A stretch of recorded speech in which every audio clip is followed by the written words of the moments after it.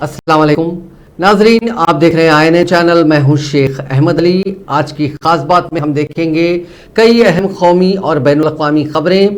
दिल्ली शराब घोटाला केस में गिरफ्तार मनीष सिसोदिया को दिल्ली के राउज एवेन्यू कोर्ट ने 20 मार्च तक अदालती तहवील में भेज दिया है। सिसोदिया को तिहाड़ जेल में रखा गया है।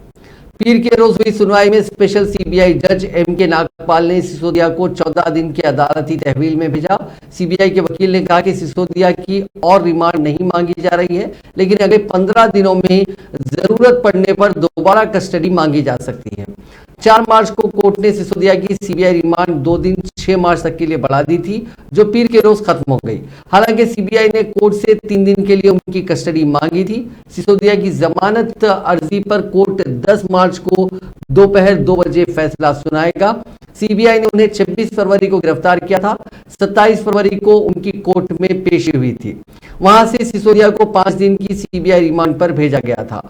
पिछली सुनवाई के दौरान कोर्ट ने सीबीआई की रिमांड मांगने पर सवाल किया था कि अब क्या बाकी रह गया है। इस पर सीबीआई के वकील ने कहा था कि सिसोदिया जांच में ताउन नहीं कर रहे हैं, अभी उनसे कई सवालों के जवाब लेने हैं, कुछ गवाहों से उनका आमना सामना कराना है। अपनी सफाई में सिसोदिया ने इल्जाम लगाया था कि ओहदेदार उनसे एक ही सवाल बार बार पूछते हैं, इससे उन्हें जहनी तनाव महसूस हो रहा है। उन्होंने कोर्ट से अपील की थी कि उन्हें इससे बचाया जाए। 3 मार्च को सिसोदिया ने निचली अदालत में जमानत की अर्जी दाखिल की थी। इस पिटीशन में उन्होंने लिखा कि सीबीआई की पूछताछ में उन्होंने ताउन किया।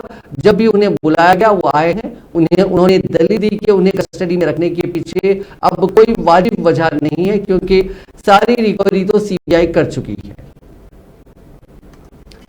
मनीष सिसोदिया की कस्टडी बढ़ाने पर 4 मार्च को दिल्ली के सीएम अरविंद केजरीवाल ने कर्नाटका के दावणगेरे में निशाना साधा। केजरीवाल ने कहा कि बीजेपी के एक कायद का बेटा 8 करोड़ रुपए के साथ पकड़ा गया, लेकिन उसकी गिरफ्तारी नहीं हुई। हो सकता है कि बीजेपी उसे अगले साल पद्म भूषण दे दे। 8 करोड़ रुपए उसके घर से मिले और गिरफ्तार मनीष सिसोदिया को किया गया। आपने कांग्रेस को भी मौका दिया, बीजेपी को भी मौका दिया। उन्होंने आपके बच्चों के लिए शिक्षा का इंतजाम किया, स्कूल खोले। अभी भूपेश बघेल जी चारों तरफ गाते हुए फिर रहे हैं, कह रहे हैं मैंने आत्मानंद स्कूल बना दिया। आत्मानंद स्कूल मैंने देखा नहीं है, मैं आप इसे कैसे आत्मानंद स्कूल? चलो मान लेते अच्छे हैं। 5 साल में 170 आत्मानंद स्कूल बनाए। 5 साल में 170। छत्तीसगढ़ में 45,000 स्कूल हैं। 1,500 साल लगेंगे सारे स्कूल ठीक करने में। दिल्ली में जितने स्कूल थे, जितने सरकारी स्कूल 5 साल के अंदर ठीक कर दिए मनीष सिसोदिया ने। 5 साल में शानदार बना दिए स्कूल, बच्चों के लिए अच्छी शिक्षा का इंतजाम किया। गरीबों के बच्चे पढ़ा करते थे, उसमें सरकारी स्कूलों में दिल्ली में अमीर लोग भी अपने बच्चों को एडमिशन दिला रहे हैं। शानदार बना दिया सरकारी स्कूल मनीष सिसोदिया, इसीलिए तो उसको गिरफ्तार किया। मनीष सिसोदिया चोर थोड़ी है, चोर नहीं है। 40% कमीशन वालों को ये जेल में नहीं डालते। मनीष सिसोदिया एक साधु आदमी, शरीफ आदमी। मैं आपसे पूछता हूं, रोज सवेरे मनीष सिसोदिया 6 बजे उठता है और 6 बजे उठ के कम से कम 4-5 सरकारी स्कूलों का दौरा करने जाता है सुबह 6 बजे। पिछले 5 साल से सुबह 6 बजे उठ के सरकारी स्कूलों का दौरा करने जाता है। मैं पूछना चाहता हूं, कौन भ्रष्टाचारी आदमी ऐसा है जो 6 बजे उठ के सरकारी स्कूलों का दौरा करने जाता है? अरे कोई भ्रष्टाचार करेगा तो वो क्या करेगा पैसे का? रात को बैठ के दारू पिएगा, लड़कीबाजी करेगा, वो कोई स्कूलों में थोड़ी जाएगा। अरे इतना संत महात्मा आदमी, उसको तुमने उठा के जेल में डाल दिया। मोदी जी शर्म करो थोड़ी सी। पाप लगेगा, हाय लगेगी। उन 18 लाख बच्चे दिल्ली में, 18 लाख गरीबों के बच्चे, 18 लाख रिक्शे वाले, मजदूर, किसान, छोटे छोटे गरीब आदमी, झुग्गी वाले, उनके बच्चे पढ़ते हैं सरकारी स्कूलों में। कल तक उनका भविष्य नहीं था बच्चों का, उनके माँ बाप सोचते थे हमारे बच्चे भी हमारी तरह गरीब रह जाएंगे। आज दिल्ली के अंदर गरीबों के बच्चे जमीन के बदले नौकरी देने के मामले में सीबीआई की टीम पीर की सुबह से लालू प्रसाद यादव की बीवी और साबिक वजीर आला राबड़ी देवी के रिहायशगाह पहुंची। करीब 4 घंटे तक सीबीआई के अफसर रिहायशगाह पर रहे। राबड़ी देवी से पूछताछ के बाद टीम वहां से निकल गई। दिल्ली में मंगल के रोज लालू प्रसाद यादव और मीसा भारती से पूछताछ की जा सकती है। इसके बाद राबड़ी देवी लेजिस्लेटिव काउंसिल की कार्रवाई में शामिल होने के लिए पहुंची। छोटे बेटे और डिप्टी सीएम तेजस्वी यादव वहां आए और उन्हें ले गए। सीबीआई की पूछताछ के सवाल पर राबड़ी देवी ने कहा कि कुछ नहीं हुआ, ये सब चलता रहता है। रिपोर्ट्स के मुताबिक 12 अफसरान की टीम 2 से 3 गाड़ियों में उनके पटना में वाक़ रिहायशगाह पहुंची थी। इसकी मुखालिफत में आरजेडी कायद और कारकुन उनकी रिहायशगाह के बाहर धरने पर बैठ गए। इसे देखते हुए सिक्योरिटी और बढ़ा दी गई।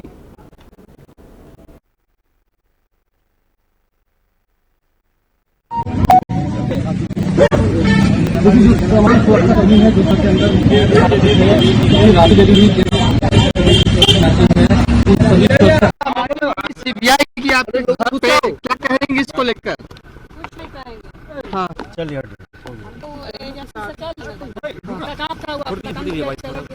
मैम, बार परेशान किया जा रहा है आप लोगों को। अरे हजारों बार परेशान करेंगे हम लोग बोलेंगे। 2024 से पहले क्या इस तरह के केस डालने की कोशिश लग रही है आप?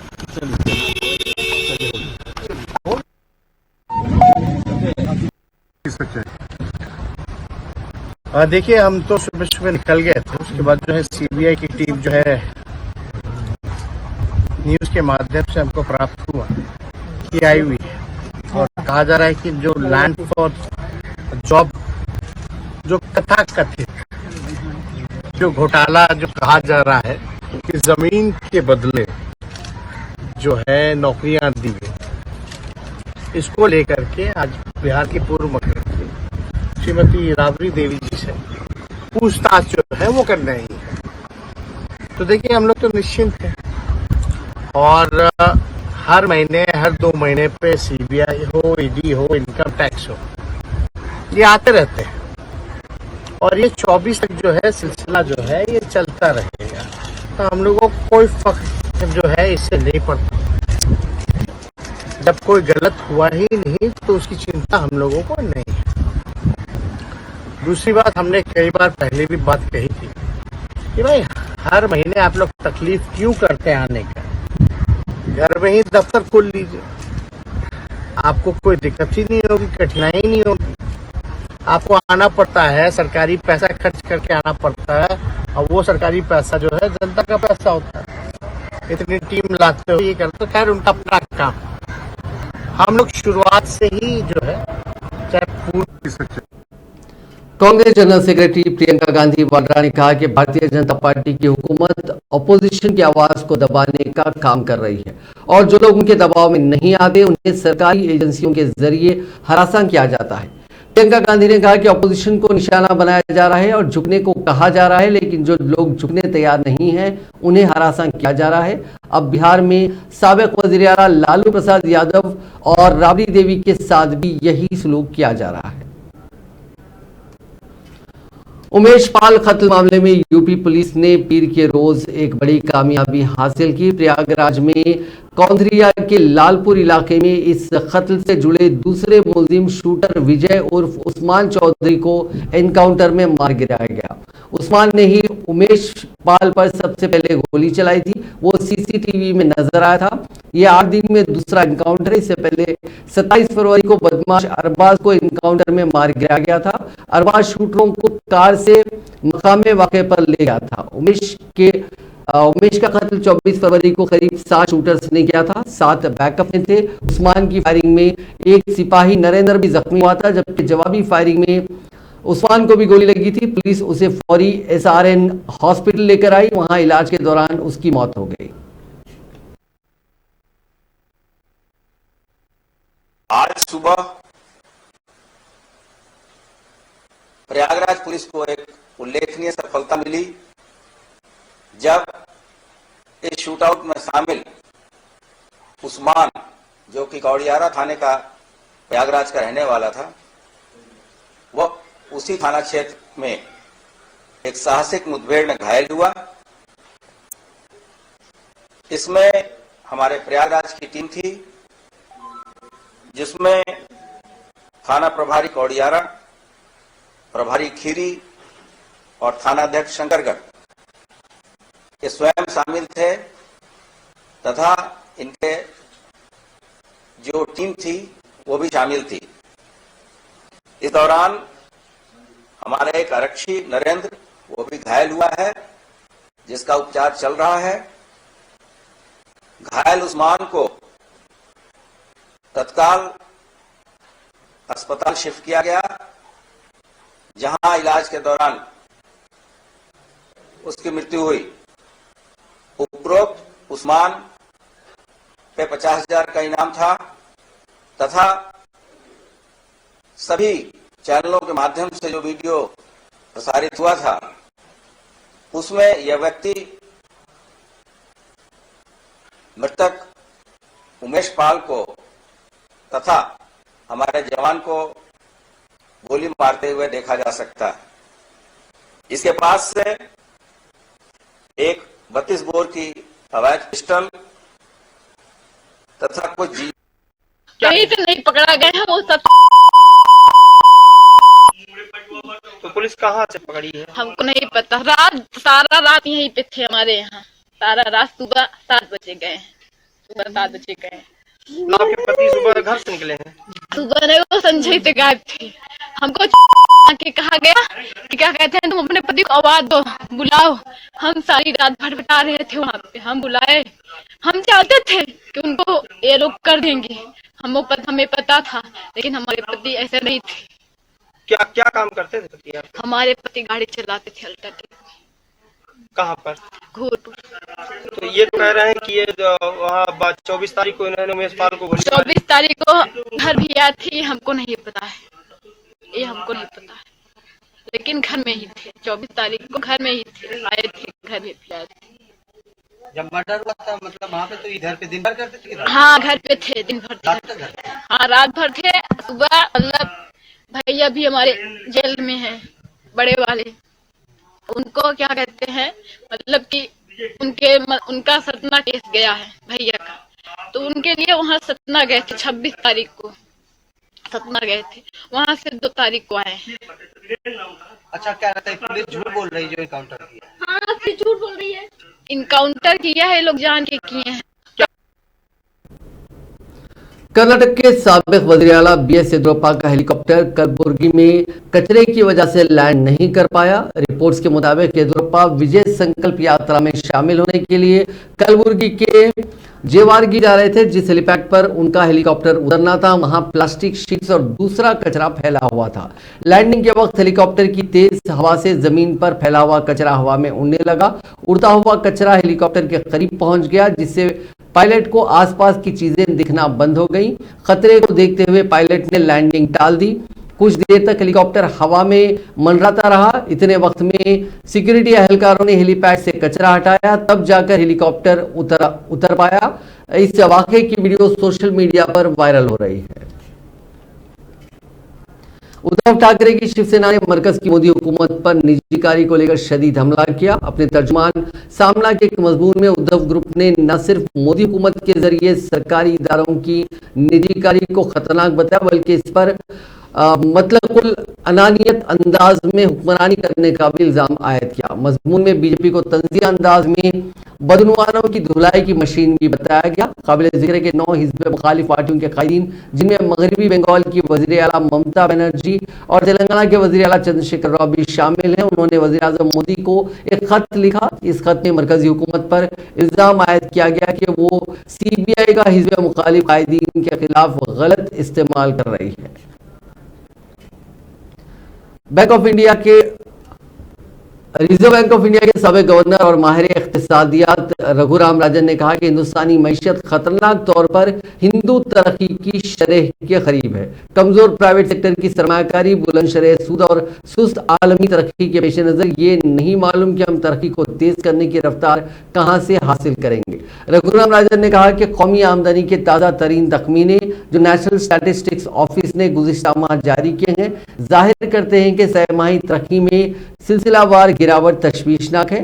मेरा खौफ गलत नहीं था। इस मुद्दत के दौरान जीडीपी में 4.4% की शरह से इजाफा हुआ। जुलाई था सितंबर में ये शरह 6.3% थी, जबकि गुज़िश्ता अप्रैल से जून के दरमियान ये 13.2% थी।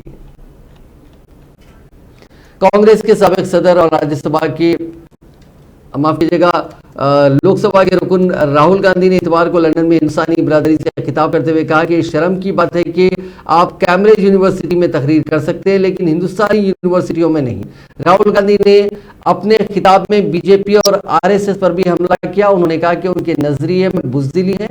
एक रिपोर्ट के मुताबिक राहुल गांधी ने कहा कि अगर कोई मुझसे कमजोर है तो मैं उसे अपने 5-10 दोस्तों के साथ मारूंगा, लेकिन अगर वो आरएसएस वालों से ज्यादा ताकतवर है तो वो भाग जाएंगे।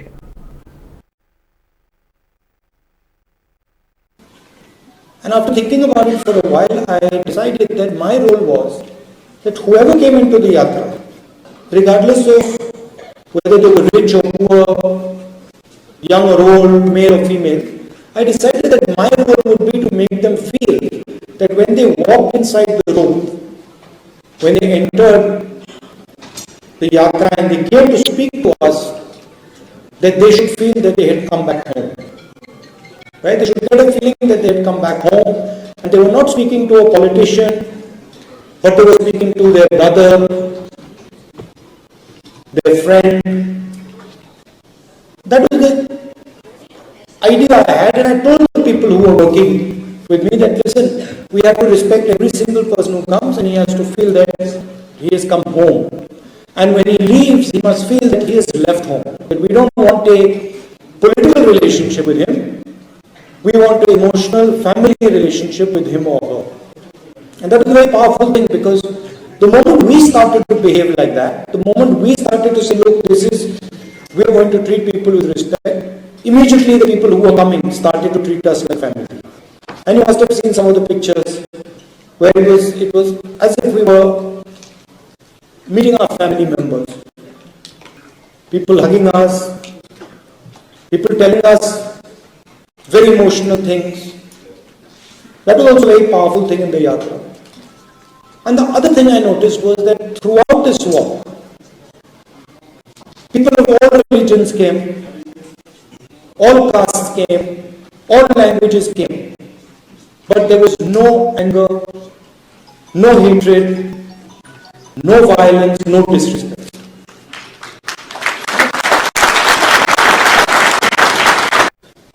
When there is no competition in the country, right, and one person is making all the Congress की कौमी तर्जुमान सुप्रिया श्रीनेत ने आज एक बार फिर मरकजी वजीर अनुराग ठाकुर को निशाना बनाया। उन्होंने मरकजी वजीर से 2 सवाल किए। उन्होंने कहा कि नफरत का सहारा लेकर वजीर बने अनुराग ठाकुर को किसने कॉन्ट्रैक्ट दिया कि इस मुल्क में तशद्दुद भड़काए। उन्होंने यह भी सवाल किया कि पीएम मोदी जब बैरून मुल्क में कहते हैं कि भारत के लोग 2014 से पहले कहते थे कि क्या पाप क्या इस मुल्क में पैदा होकर, क्या तब वो मुल्क की इज्जत बढ़ा रहे थे। मुझसे सवाल पूछा गया, अनुराग गोली मारो ठाकुर ने कुछ वक्तव्य दिया है राहुल जी पर। अनुराग ठाकुर की जो पदोन्नति है वो उनके इस नफरती बयान के बाद हुई। अगर उन्होंने मंच से ये घृणित नफरती बयान करके दिल्ली के दंगे न भड़काए होते तो शायद उनकी पदोन्नति भी ना होती, वो मंत्री राज्य स्तर के ही बने रहते। कैबिनेट मंत्री बनने के लिए उनको नफरत का सहारा लेना पड़ा, तो वो तो सबसे पहले पाठ ना पढ़ाए, वो मुझे बताएं किसने कॉन्ट्रैक्ट उनको दिया इस देश में हिंसा भड़काने का। पहला सवाल।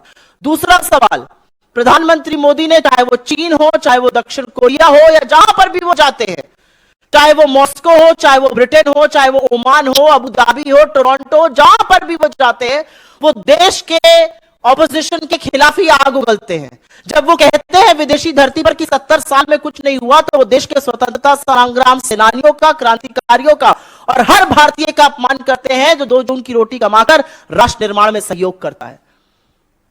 और इसलिए मैं पूछती हूं, जब वो कहते हैं कि हिंदुस्तान के लोग 2014 से पहले कहते थे क्या पाप किया कि हिंदुस्तान में पैदा हो गए, वो सम्मान बढ़ा रहे हैं देश का या देश का सिर झुकाने का काम करते हैं?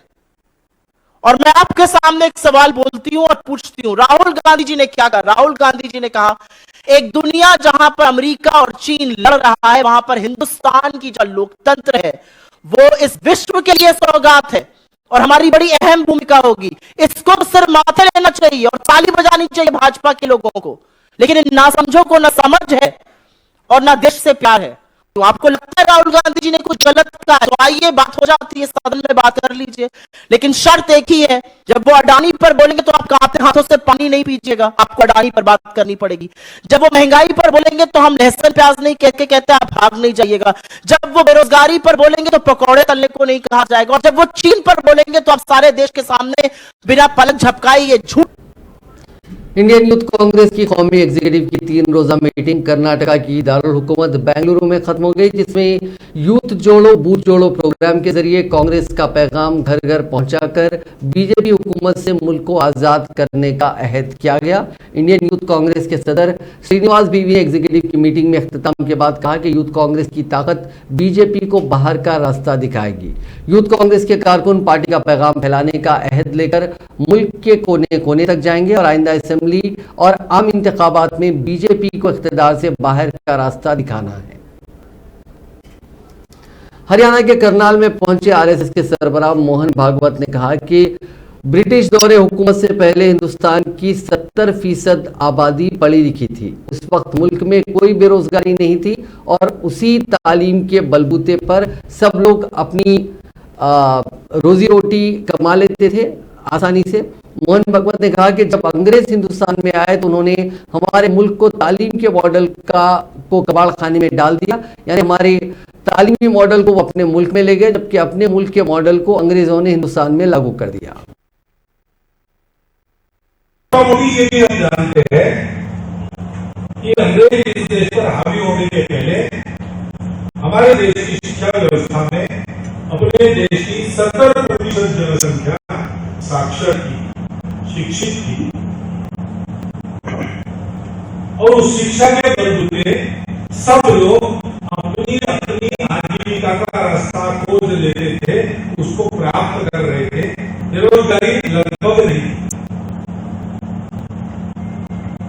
उसी समय इंग्लैंड में जो शिक्षा व्यवस्था चल रही थी तो वहां 17% साक्षर था।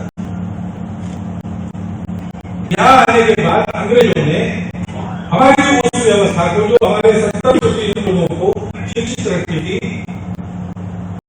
उसको कबाड़ खाने में डाल दिया।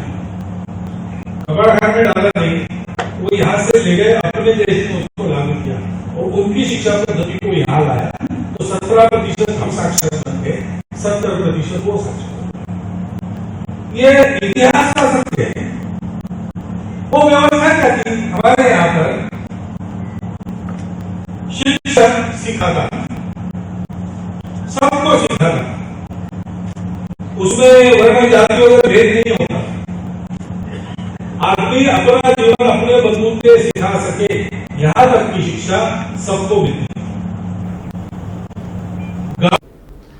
वज़ीर आज़म नरेंद्र मोदी ने आम लोगों को सस्ती तिब्बी खिदमात फराहम करने के अज़्म का इजहार करते हुए पीर को कहा कि Ayushman Bharat health infrastructure mission न सिर्फ नए अस्पतालों को जन्म दे रहा है, बल्कि सेहत का एक नया और मुकम्मल माहौलियाती निज़ाम भी तश्कील दे रहा है। मोदी ने सेहत के शोबे पर एक पोस्ट बजट वेबिनार सेहत और तिब्बी तहकीक से खिताब करते हुए कहा कि तिब्बी इलाज को सस्ता बनाना हुकूमत की अवलीन तरजीह रही है। गरीब और मिडिल क्लास परिवारों को लगभग सिर्फ दवाई खरीद करने में 20,000 करोड़ रुपए की बचत हुई है। यानी सिर्फ 2 योजनाओं से ही अभी तक भारत के हमारे नागरिकों के 1,00,000 करोड़ रुपए उनकी जेब में बचे हुए हैं। कोविड काल में फार्मा सेक्टर ने दिखाया है, कोविड काल में भारत में फार्मा सेक्टर ने जिस प्रकार पूरी दुनिया का विश्वास हासिल किया है वह अभूतपूर्व है। इसे हमें कैपिटलाइज करना ही होगा। हमारी इस प्रतिष्ठा को, हमारी सिद्धि को, हमारे प्रति इस विश्वास को रत्ती भर भी आंच नहीं आनी चाहिए। ऊपर से पाकिस्तान के बोलन जिले में एक सुसाइड बॉम्बर ने बाइक से पुलिस वैन में टक्कर मार दी। इससे वैन में धमाका हुआ और 9 पुलिस एहलकारों की मौत हो गई, जबकि 15 जख्मी बताए जा रहे हैं। ये पिछले 2 महीनों में पुलिस पर हुआ चौथा बड़ा हमला है। पुलिस टीम पर जहां यह हमला हुआ वो इलाका बलूचिस्तान के पास है। फिलहाल इस मामले की जांच की जा रही है, इसके बाद ही पूरा मामला साफ होगा। एक पुलिस ओहदेदार ने बताया कि वैन कामबरी पुल से गुजर रही थी, तभी इसमें धमाका हो गया। मौके पर बॉम्ब स्क्वाड और पुलिस फोर्स मौजूद थी। हादसे में जख्मी पुलिस वालों का इलाज किया जा रहा है। उन्हें इलाज के लिए हेलीकॉप्टर में बुलंद से कट्टा अस्पताल एयरलिफ्ट किया गया। क्वेटा के सभी अस्पतालों को हाई अलर्ट पर रखा गया। मरने वाले पुलिस वालों का आंकड़ा बढ़ने का भी अंदेशा जताया जा रहा है। पाकिस्तान के साबिक वजीर आजम इमरान खान के खिलाफ तोशाखाना मामले में जारी अरेस्ट वारंट को इस्लामाबाद कोर्ट ने रद्द करने से इनकार कर दिया। इससे अब उनकी गिरफ्तारी का रास्ता साफ हो गया। इस्लामाबाद कोर्ट ने ही पिछले हफ्ते कोर्ट में पेश न होने पर उनके खिलाफ गिरफ्तारी का वारंट जारी किया था, जिसके बाद कल यानी इतवार के रोज पुलिस उन्हें गिरफ्तार करने के लिए लाहौर के जमान पार्क में उनके पास पहुंची थी। हालांकि उस वक्त पुलिस इमरान के गायब होने की वजह से उन्हें पकड़ नहीं पाई थी और खाली हाथ वापस लौट गई थी। इससे पहले इमरान खान ने कहा था कि उन्हें अपने कत्ल का डर सता रहा है। पाकिस्तानी वेबसाइट एक्सप्रेस ट्रिब्यून के हवाले से रिपोर्ट्स में कहा गया कि इमरान ने अपनी सिक्योरिटी के लिए पाकिस्तान के चीफ जस्टिस को चिट्ठी लिखी है। दुबई में नौकरी का ख्वाब देखकर लीबिया में मजदूरी के लिए भेजे गए 12 हिंदुस्तानियों को हुकूमत ने छुड़वा लिया है। सभी को महफूज हिंदुस्तान वापस लाया गया है। उन्हें छुड़ाने का काम नेशनल माइनॉरिटी कमीशन ने किया। वतन लौटकर इन लोगों ने अपनी आप बीती सुनाई। लीबिया से लौटे लोगों में ज्यादातर सिख मजहब के लोग हैं जो पंजाब से हैं। उन्होंने बताया कि उनसे लीबिया में बिना सैलरी के काम करवाया जाता था, भूखा रखकर मारपीट भी की जाती थी। रिपोर्ट्स के मुताबिक कोरोना के दौरान लगे लॉकडाउन में उनकी नौकरी चली गई थी। एजेंट्स ने उन 12 लोगों से दुबई में अच्छी नौकरी दिलाने का वादा किया। हालांकि जब ये लोग दुबई पहुंचे तो उन्हें कहा गया कि वहां उनके लिए कोई जगह नहीं है। नौकरी के झूठे वादों के लिए लोगों को मुहतात रखने के लिए नेशनल माइनॉरिटी कमीशन मुल्क भर के लिए एक एडवाइजरी जारी करेगा। कमीशन के चेयरमैन इकबाल सिंह लालपुरा ने एक प्रेस कॉन्फ्रेंस में पंजाब हुकूमत से भी नौजवानों को नौकरी दिलाने के झूठे वादे करने वाले एजेंट से बचाने के लिए मुनासिब कदम उठाने को कहा है।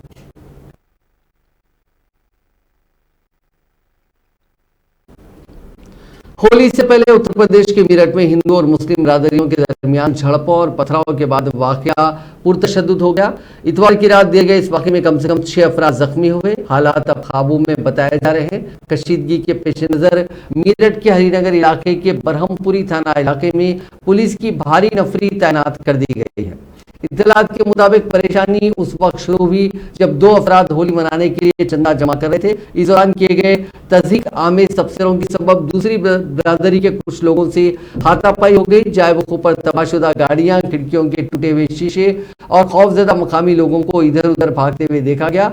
जख्मियों में हिंदू बिरादरी से ताल्लुक रखने वाले 2 अफराद शामिल हैं जिन्होंने इलाके के मुतअद्दिद मुसलमानों पर हमला करने और उनकी होली की तकरीबात को बर्बाद करने की धमकियां देने का इल्जाम लगाया।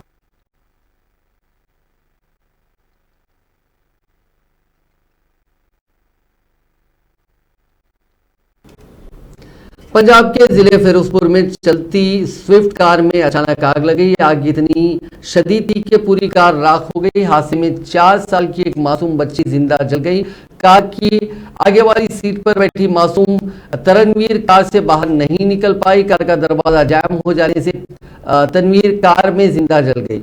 माँ बाप के सामने तनवीर आग की लपटों में चीखती चिल्लाती रही। मासूम को बचाने की काफी लोगों ने भी कोशिश की, लेकिन बच्ची को बचाया नहीं जा सका। नाजरीन, आज की खास बात में बस इतना ही। आपसे कल मुलाकात होगी नई खबरों के साथ। आप देखते रहिए INN चैनल।